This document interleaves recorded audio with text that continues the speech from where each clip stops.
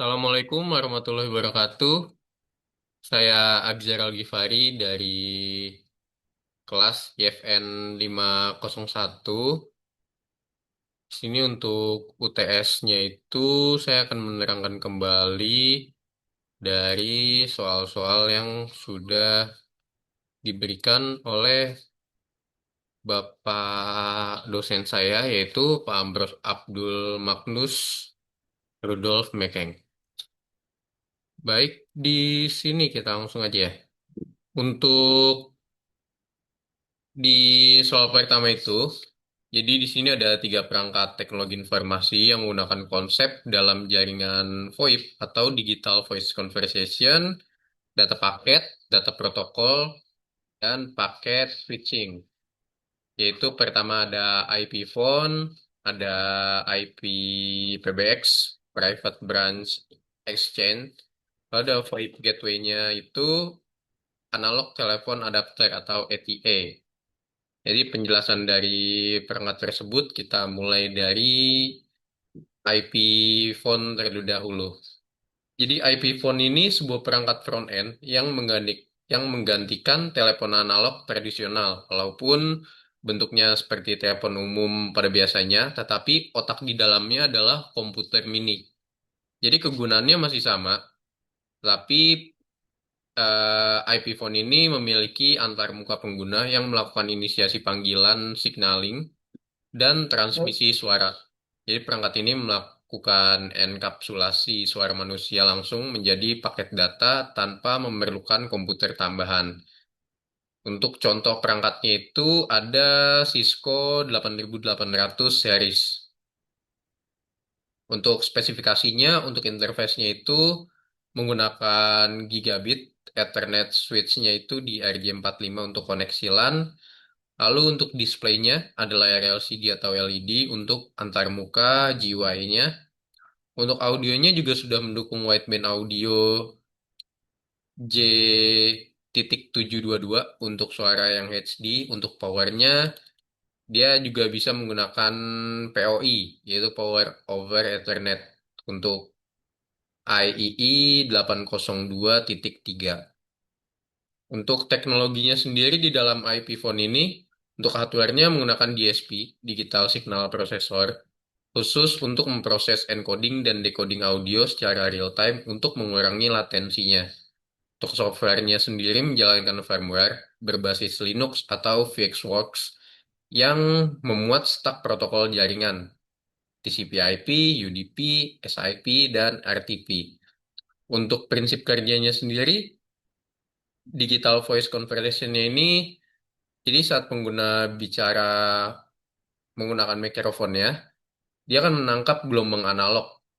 Jadi DSP di dalam IP phone melakukan sampling, biasanya di 8.000 per detik untuk G.711 dan mengubahnya menjadi kode binary ADC. Lalu data protokol dan paket, data binary-nya tersebut dikompresi oleh kodek seperti G.729 atau Opus. Kemudian dipotong-potong dan dibungkus atau enkapsulasi menjadi paket RTP, Real Time Transport Protocol. Yang terakhir paket switchingnya, jadi paket RTP-nya ini dikirimkan melalui jaringan LAN atau WAN menuju alamat IP tujuannya. Selanjutnya ada IP PBX, Private Branch Exchange. Jika sebelumnya IP phone adalah klien, maka IP PBX ini adalah servernya atau pusat kendalinya. Jadi implementasi modern sekarangnya sentral teleponnya.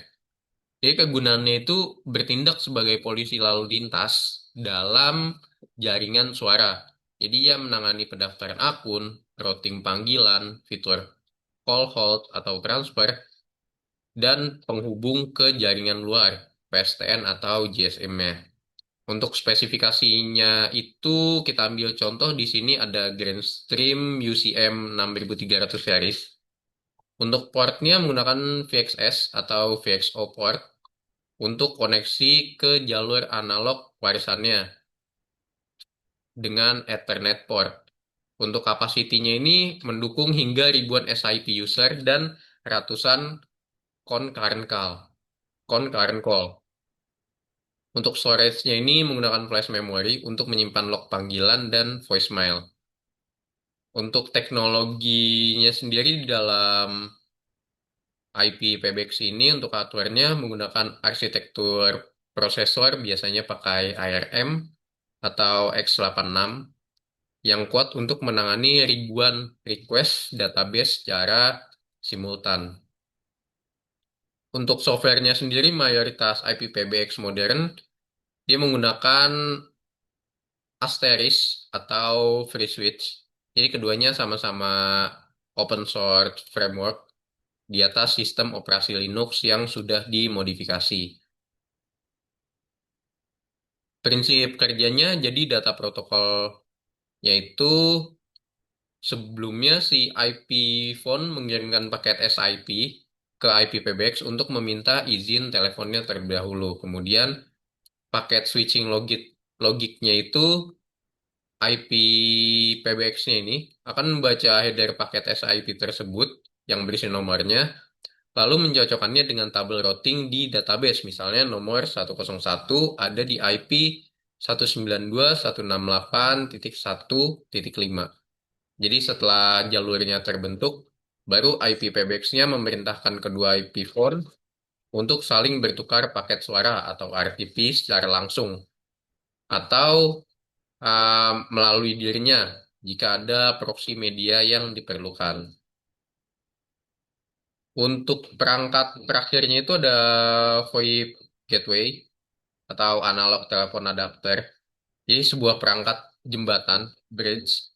Perangkat ini krusial dalam masa transisi karena memungkinkan perangkat analog lama berkomunikasi dengan jaringan digital modern. Jadi kegunaannya itu untuk mengubah sinyal analog dari telepon konvensional atau mesin fax menjadi paket data IP agar bisa dikirim melalui jaringan internet atau LAN dan sebaliknya melalui jaringan internet ke telepon konvensional.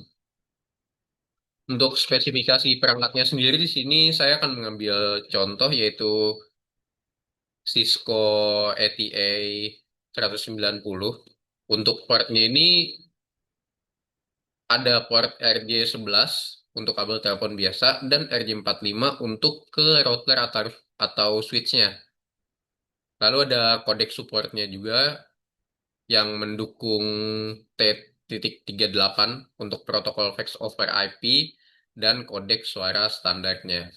Untuk teknologi dari Cisco ATA 190 ini, hardware chipsetnya berarti dia menggunakan ADAC atau DAC, analog to digital atau digital to analog converter, berkualitas tinggi untuk menghasilkan noise dan echo, untuk meminimalkan noise dan echo. Untuk softwarenya sendiri mengim- mengimplementasikan protokol SIP untuk pensinyalan, namun bekerja sebagai translator bagi perangkat analog yang bodoh. Maksud bodoh ini perangkat analog versi lama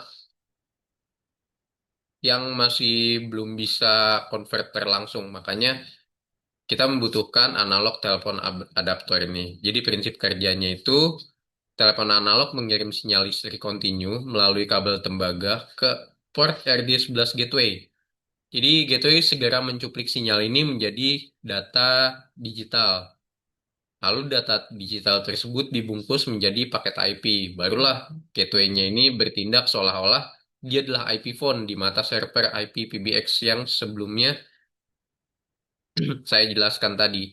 Jadi ketika telepon diangkat, off hook, gateway mengirim sinyal ke SIP invite ke server. Jadi uh, adapter ini sebagai jembatan antara telepon jadul atau telepon seri lama ke telepon-telepon seri baru yang sudah menggunakan data digital. Jadi dia akan merubah digital ke analog dan sebaliknya analog ke digital. Baik, untuk penjelasan yang bisa saya sampaikan dari UTS saya, apabila ada kekurangan, mohon dimaafkan jika semisal ada hal yang perlu ditambahkan dan dikoreksi, boleh langsung menghubungi saya untuk perbaikannya. Untuk kurang lebihnya mohon maaf. Wassalamualaikum warahmatullahi wabarakatuh.